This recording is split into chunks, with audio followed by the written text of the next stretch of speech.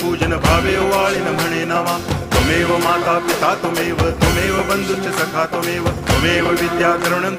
त्वमेव सर्वं मम देव कायेन वाचा मनसेन्द्रियैर्वा बुद्ध्यात्मना वा प्रकृतिस्वभावात् करोमि यद्यत् सकलं परस्मै नारायणायति समर्पयामि अच्युतं केशवं रामनारायणं कृष्णदामोदरं वासुदेवं हरि गिरिधरं माधवं गोपिकावल्लभं जानकीनायकं रामचन्द्रं भजे हरे राम